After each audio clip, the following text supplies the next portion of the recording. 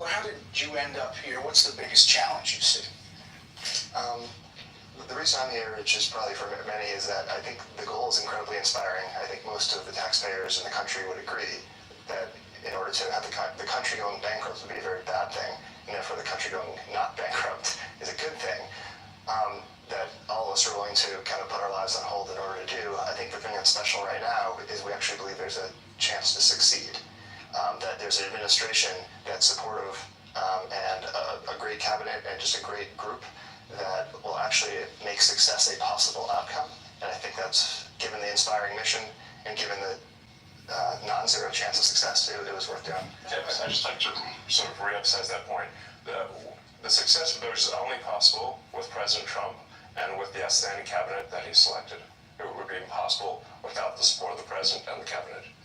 But you're finding the money. I mean, it's big numbers, right? Yeah, like Elon said, the minimum impulse bid is often $1 billion. So for example, the $830 million, which was the online survey, that's an enormous amount of money that wouldn't have been found if the DOJ team wasn't working with it, in that case the Department of Interior. But then taking it one step further, DOJ then publishes these things on our website for maximum transparency.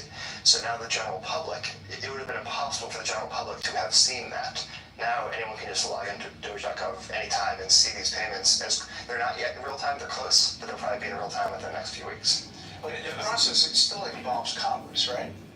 At some level. We're trying to keep Congress as informed as possible, but the law does say that money needs to be spent correctly. It should not be spent fraudulently or wastefully.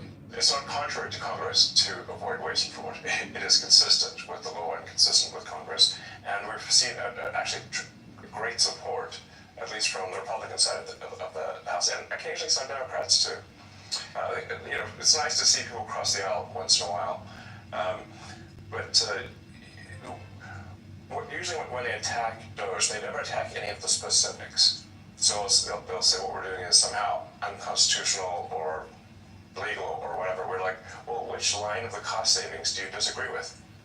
And they can't point to any. And we list them all on Doge.gov and the Doge handle on X. And you'll see just outrageous things, one outrageous thing after another.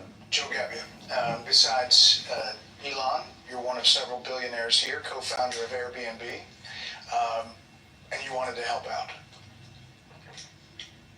I bumped into Anthony and Elon probably back in February, and they told me something about a mine that dealt with retirement, and they said they needed somebody to help out to fix retirement in the government. I loved the challenge, so I jumped on board, and it turns out there is actually a mine in Pennsylvania that houses every paper document for the retirement process in the government. Now picture this. This giant cave has 22,000 filing cabinets, stacked 10 high, to house 400 million pieces of paper. It's a process that started in the 1950s and largely hasn't changed in the last 70 years. And so as he dug into it, we found retirement cases that had so much paper, they had to fit it on a shipping pallet. So the process takes many months, and we're going to make it just many days. Will it be digitized, or how? Yeah, absolutely. So this will be an online digital process that will take just a few days at most.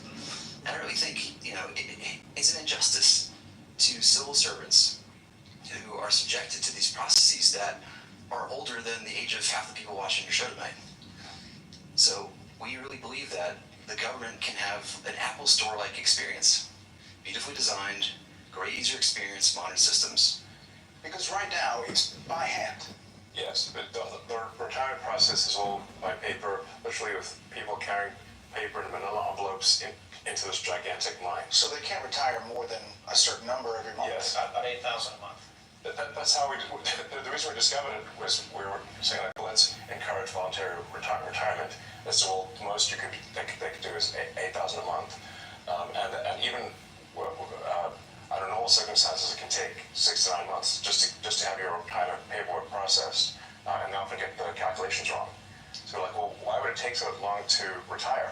And they're like, well, because of the mine. They're like, what do you mean a mine? What's a mine got to do with retiring? And that's where we discovered that all the retirement stuff is still done by paper in a process that looks identical to what occurred in the 1950s. Like, we took a snapshot of the mine when it first started in the 50s to today, it looks the same. It's amazing. So how long do you think it would take to turn